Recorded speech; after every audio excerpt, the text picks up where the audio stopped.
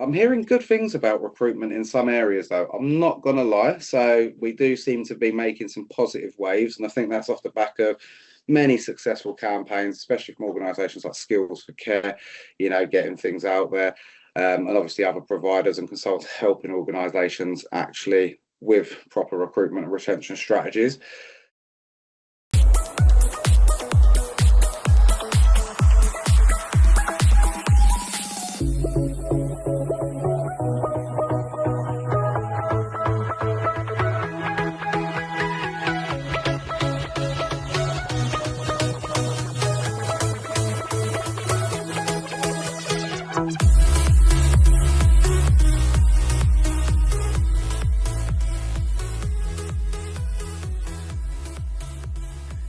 Welcome to the Health Automated podcast, the podcast that explores social care, technology, and current affairs with the sector.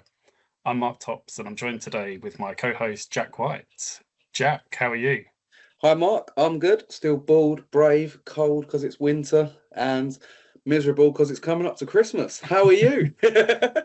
Yeah, not too bad, not too bad. Although it's not too bad here in Essex. It's not wet. It looks dry, grey though. But yeah, not miserable because it's coming up to Christmas. I'm looking forward to Christmas. It'll be good.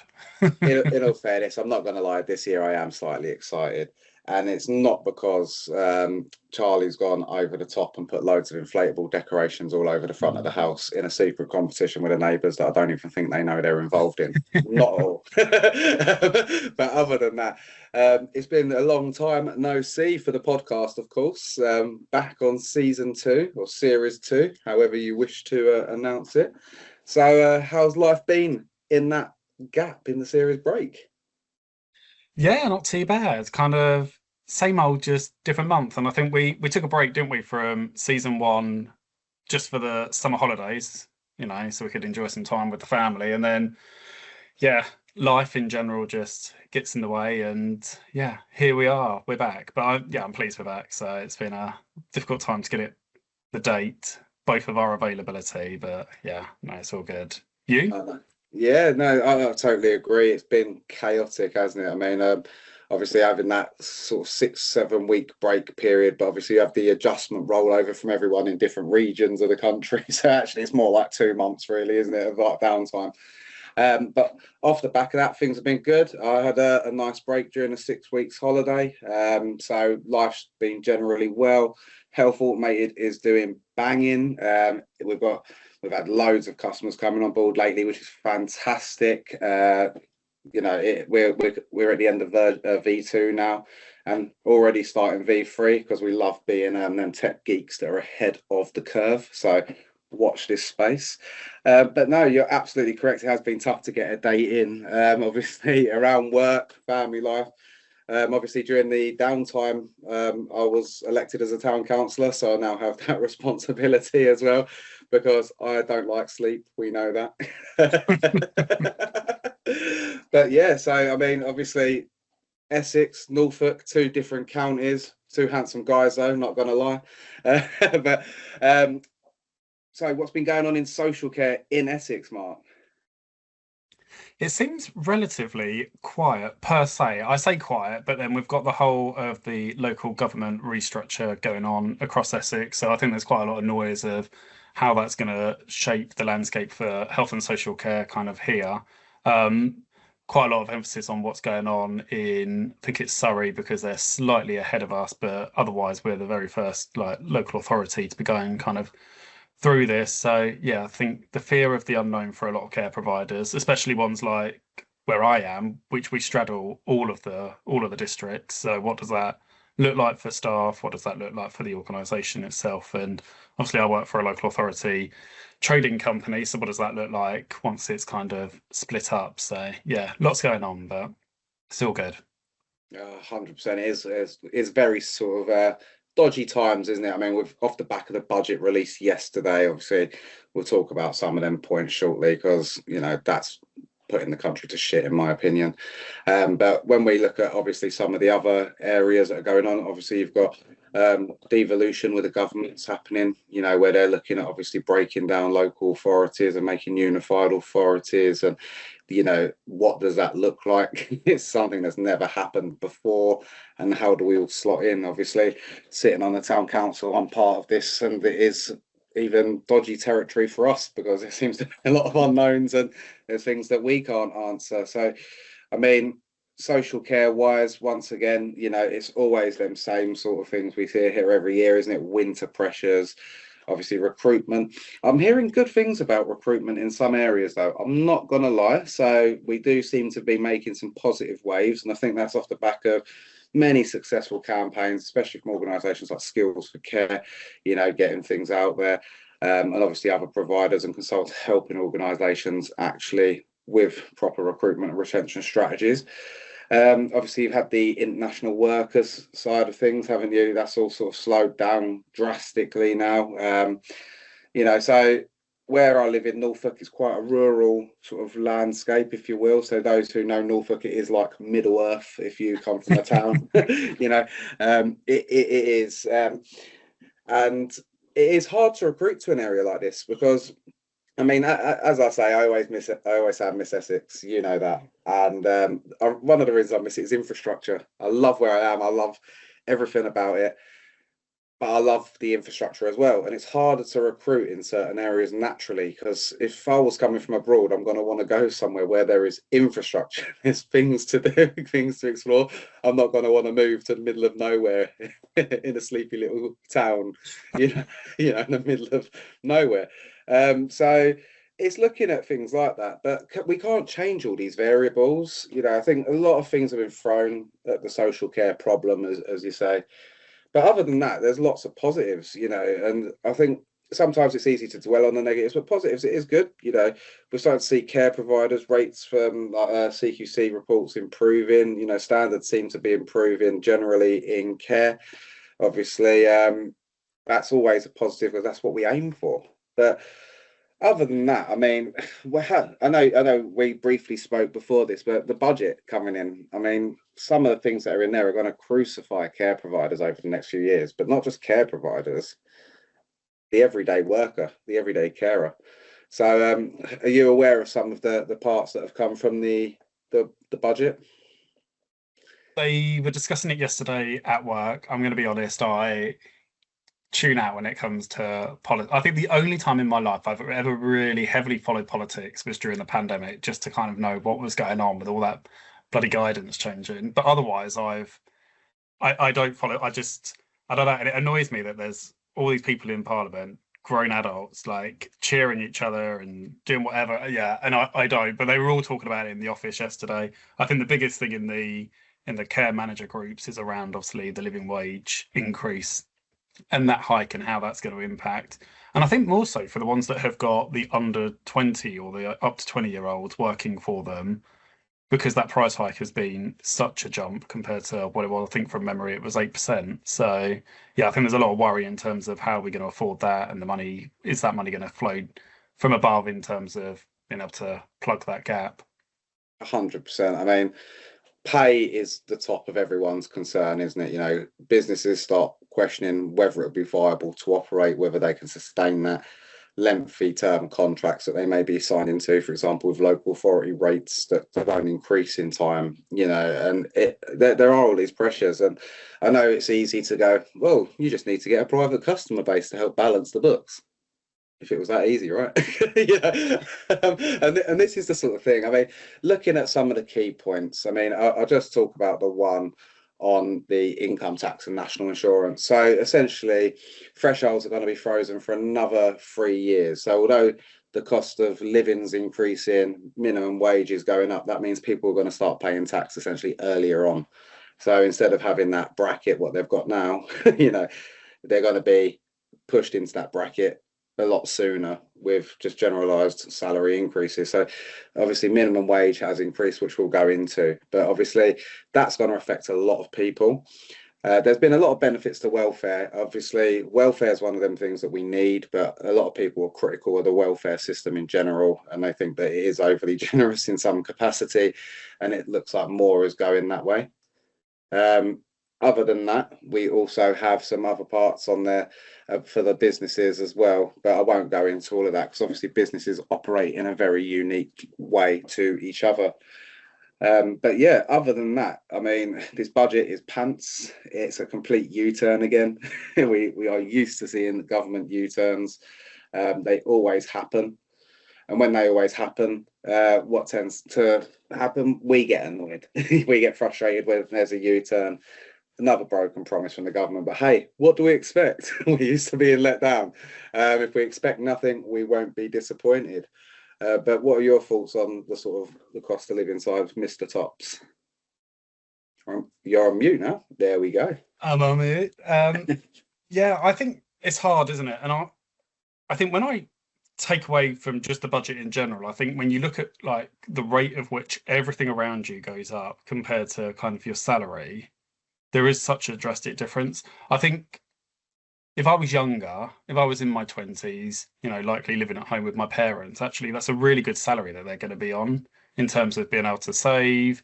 Probably haven't got your mortgage and your bills and everything else going on.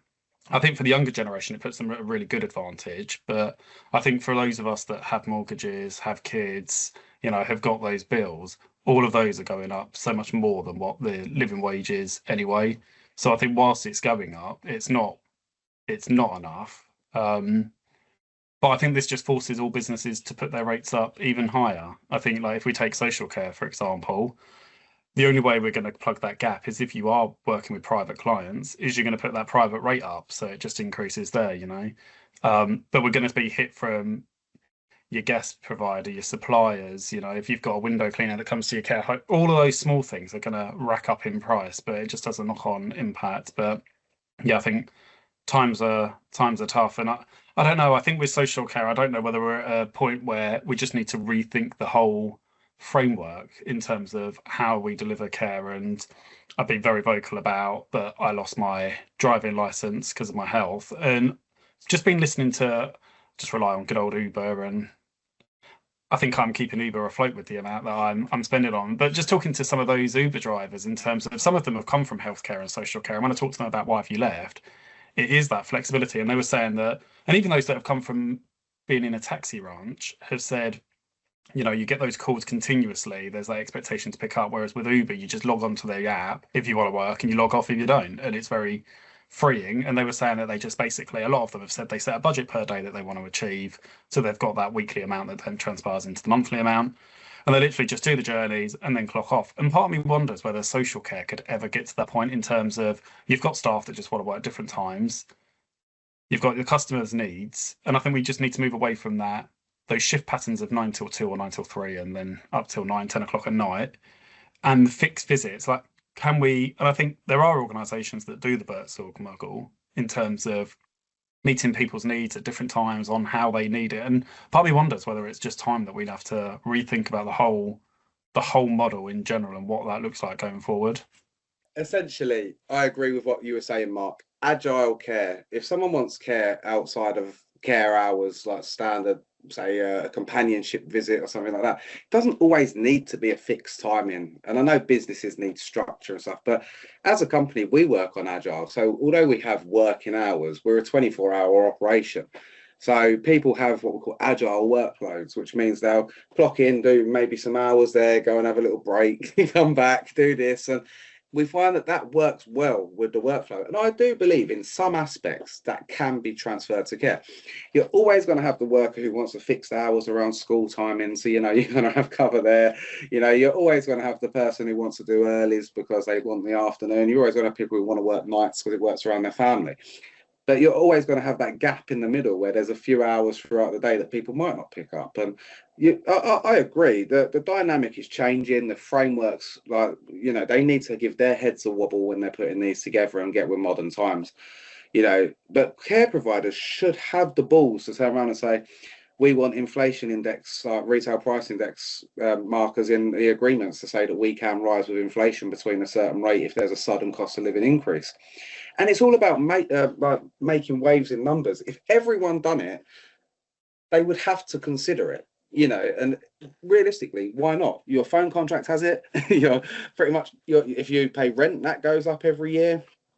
all of these things increase. So why shouldn't your rates from your supplier? And this is the thing: care providers need to get more business savvy in some aspects, and care providers do need to try and dictate some of the terms. Remember, a contract is a two-way street. They may issue it, but you have the right to query elements. And there's maybe other businesses out there with more advantageous terms than you may be on because they've negotiated.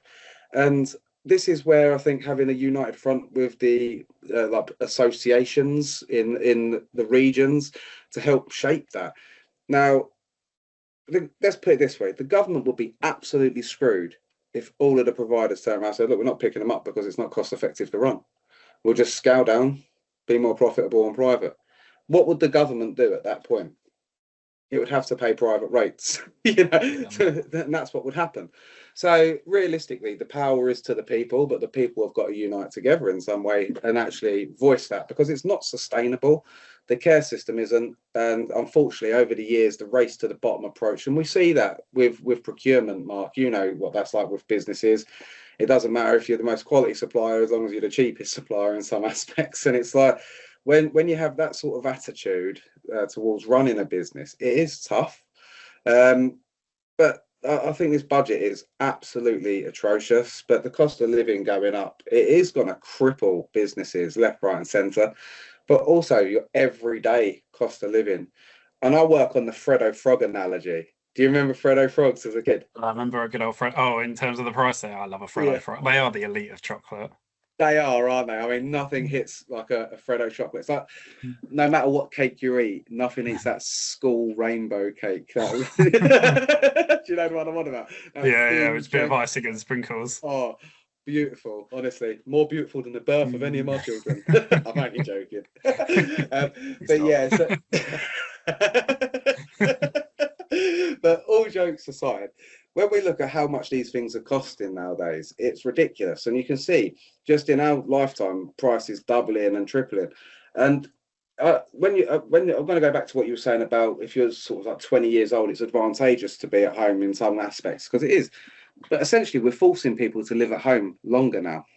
And I mean, I've got friends who are like in their 30s that still live in their parents' box room, and that's because they're not in a financial position to move out. But then I've got friends who are in their like early 20s, mid 20s through like work connections and stuff like that, who are self-sufficient in their own place. So once again, is it a sort of skill issue in some aspects? Is it, money management? Is it just the cost of living? That a lot of it is obviously salary dependent, but people aren't taught financial skills at a young age.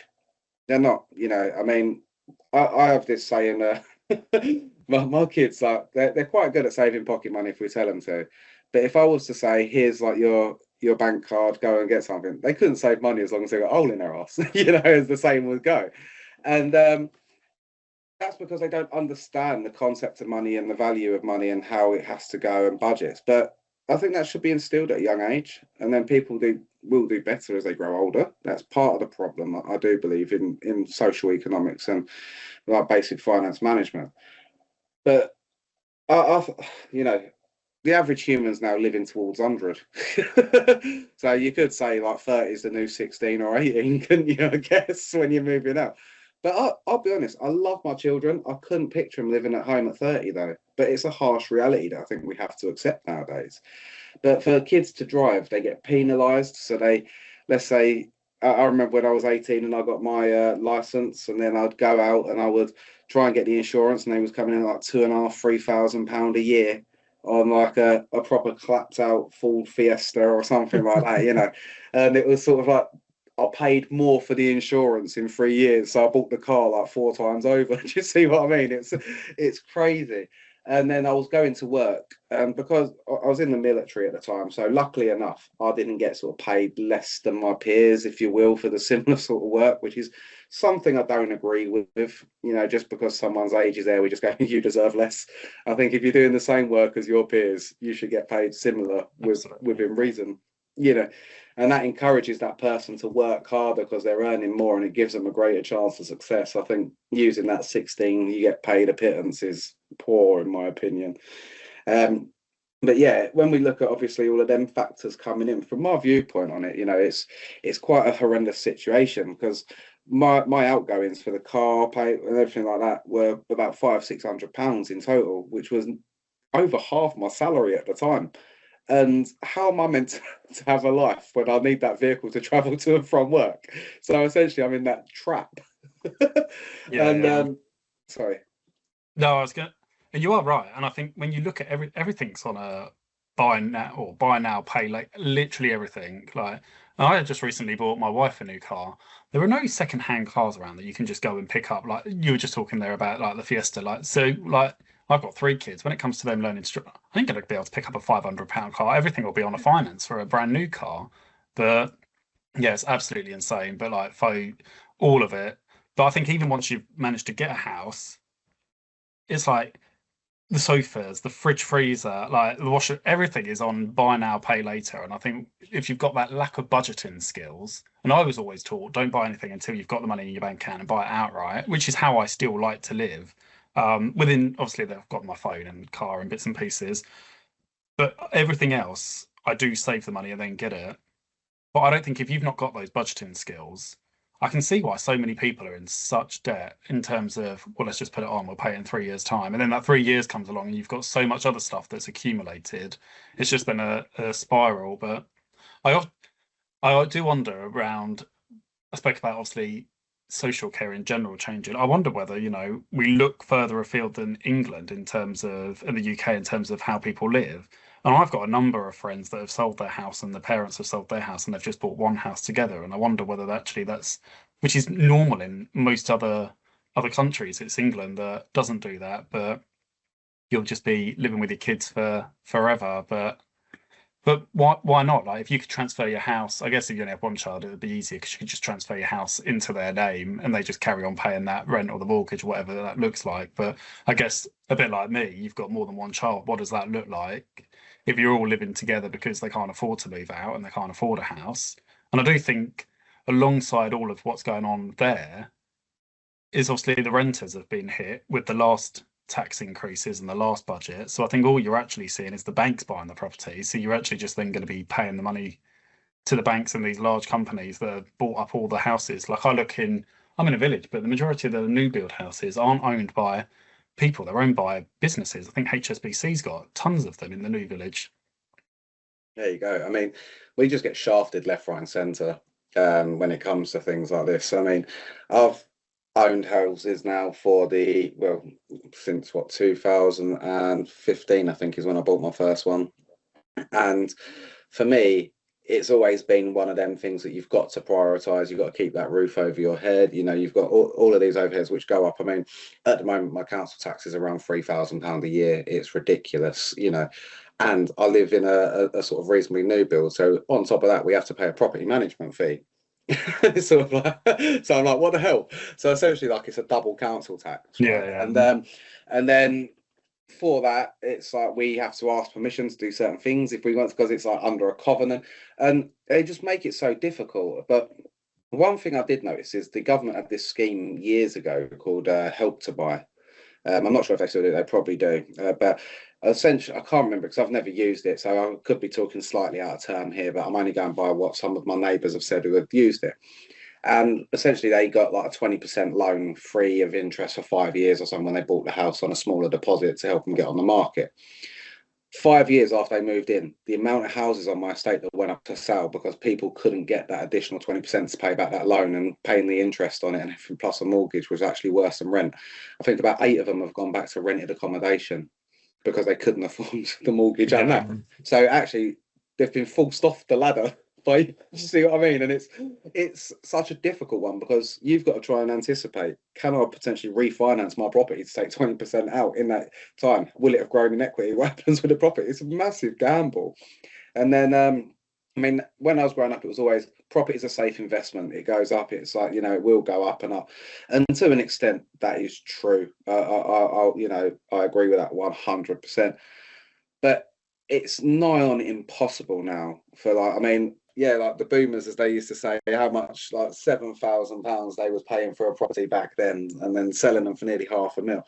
And when you look at what the rates of people borrow that to like what they was earning, it was a lot less, and it'll struggle.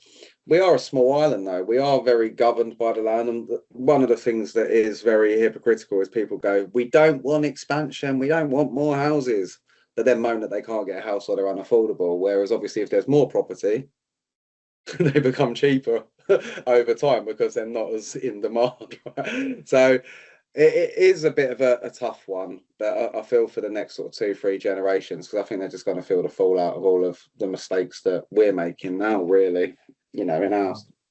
I think the other issue is that I think when we were younger and we were buying there wasn't anything, and I compare my brother and I to this. Like when I bought a property, there was no social media really. Like there was Facebook and that was it. And I just bought a property and I bought a two bed and it was a terrace and I bought in the bottom of the recession and I went through an auction property just because it was the cheapest way of me getting onto that ladder. And I fast forward to my younger brother and social media is around. I wanted a four-bed detached house as a first house because that's the expectation that he had from social media. And me trying to say to him, you only need, just get a one bed, like you're moving out, you're right, like a one bed house is fine. And then you can sell that and then buy a two bed and then you sell that, you go up and up and up. Like, but just wanted to go straight in. And I guess, like, I look at my kids now and it's exactly the same in terms of what they want because they just want what they've got coming in on via their screens in terms of social media telling them to go and buy, like Dyson Air apps and, or the latest makeup or, I mean, one of them now wants bloody Victoria Beckham's foundation, £110 for a foundation. I was like, you could get down super drunk. I was like, I remember that's where all the girls when I was at school used to go, like Yeah, a big orange that's circle on the face. But yeah, but it's absolutely insane. But they're all led by what they're seeing through the screen. I think, as my daughter would say, things are cooked nowadays. I think, especially when it comes to property. But you're right. People have this perception, but you have people who appear rich by living a life outside their means on finance, and everything like that, because they want to look like they're doing well. And then you have people that are driving a clapped-out motor. People go, "Oh, they must be struggling," but actually, no, they're comfortable and they're just being smart with their money. I mean, everyone knows I've got a Tesla. I love the Tesla. I hate it now. Can't wait for it to go. It has become the bane of my life, that car. And just to see that, for instance, on the budget, oh, I've got to be paying 3 pence a mile now to drive it, as well as the other tax that I have to pay on it already. And it's like I just kind of feel like, what is the point now in any incentive? You might as well just have an old car because you're just getting penalised no matter Yeah, what you do. And the reason I use that as an example is because when I got that, there was all these incentives like, oh yeah, EVs are road tax exempt. That slowly crept in, as businesses like we have, it was made sense to have EVs because we could charge them for cheap at the offices, all of that sort of stuff. Now, if we have them, we'd be out of pocket because they cost more. They're going to cost more to run, yeah, yeah. and life's cuts at my. I was born in 90, so I'm happy that I was sort of there when computers were coming in, the internet was coming in, but I'd still be playing outside and enjoying things. I'd hate to be a kid now. I look at my kids; they're glued to things like Roblox and Minecraft. Other games are available. My son keeps talking to me in Italian brain rot language. That is like melting my mind on it. Mm. And I remember when you was away, you sent me the Mm. It the was pictures of. when I was on holiday, it was everywhere. And I'm not gonna lie, because it was everywhere, my kids kept saying it. And I can't remember any of the phrases, so please don't remind me. But by the end of the 2.5 weeks I was away, it was ingrained into my head that I was even saying it to my kids. But yeah, it's like the most nonsense language, serves no purpose in life. But yeah, Oh, it's like the words I've heard. Like I thought we used to use words to be cool, but like over the years, I've heard things like skibbity toilet. Do you know what I mean? It's like what? What is that? And there's this other one that honestly, my kid's doing it makes my teeth itch. As soon as I hear it, I'm like, and it's 6, 7. oh, mine do 6, 7 all the time. Don't Oh, understand it at all. and I'm just like, this must be some young kids joke that us old people don't get, because it's like, I even tried to use AI the other day to suss this out, and it says on there that kids are just mocking grown-ups with it, and it basically serves no purpose. But it's sort of like, I've become that man that's like keep off the grass, like looking out the window. But yeah, I think we've just got to accept life is completely different and it is constantly changing and evolving. But I do agree when we look at things like how finances are, social care, the systems, they need to be agile and adapt with the times. 100%. I think we can't keep using that archaic practice that we constantly moan about. It doesn't work, it doesn't do this, and it's like, but no one's quick to change, and the government's got to get a grip of itself, really, or get out, in my opinion. It needs to allow us to be adaptable to change in the way the society works. I mean, the world's a scary place at the moment.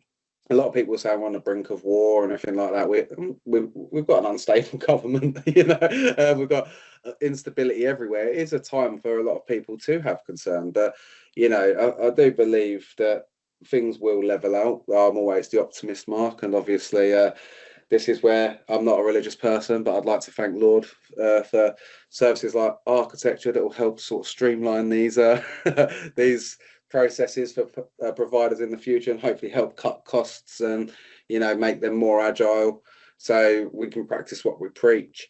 But it's yeah, I still love this sector. I don't know why I'm always drawn to social care. It's like some weird fetish, because you always get kicked and beaten up, don't you?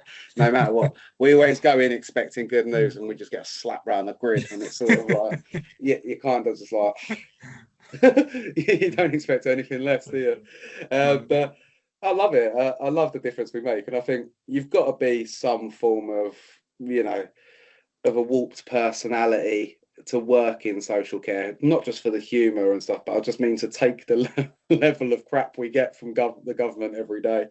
But what are your thoughts, Mark, in closing? Yeah, well, I'm the same. I've been in social care my whole, near enough most of all my adult life. I came in when I was 17, so 20 years ago. But I think the one thing I would say is that I think there will be a lot of managers taking it very personally, in terms of they might not have any communication from above in terms of how we're going to pay for this, how we're going to survive this, taking it all on themselves in terms of, I think you just got to remember, this isn't your business. Like, you're employed, and there's thousands of social care providers out there that will survive this, that you need to think about your own mental health as well. You can't absorb all of this on. Actually, let the business owners worry about it, and the people above you worry about it. Play your part, but don't take it all on yourself, because you'll just end up burning yourself out.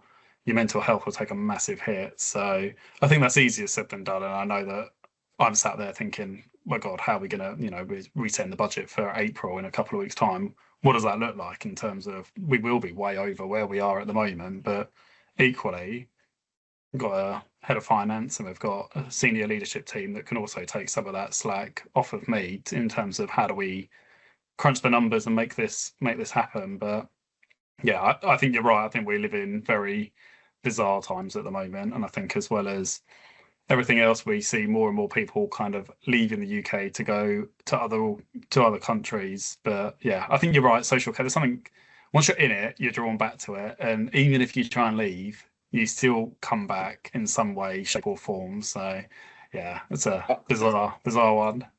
I had someone explain it the other day, and they just said it's like that weird fetish that you always crave. You leave, and it's like an addiction, isn't it? Social care. You'll get people that go, "Oh, I'm leaving it. I never want to come back." Then 10 years later, they're like, "Oh, I just had to come back." I missed it. You kind of get Stockholm syndrome when you're working here, right? It's sort of like you fall in love with your captor, and that captor is social care. But it's been a lovely first time back, Mark, for series 2. Obviously, we've had some lovely technical hiccups, which I'm sure are going to be shared at some point through the bloopers or sound bites. So if you want to hear 4 versions of Jack DJing impromptu on Teams, keep us followed, and obviously stay tuned. Over to you, Mark, for closing. Yeah, no, thank you very much. I think lots to think about, lots to consider. Like you say, more government changes that impact the sector in more than one way. But yeah, I think it's been great to get back behind the screen, so to speak, to chat to you, Jack. So yeah, until next time. Always a pleasure, never a chore. And for those that are listening, drop us a comment and let us know how you're getting on with the changes with the budget. Until next time, until we meet again.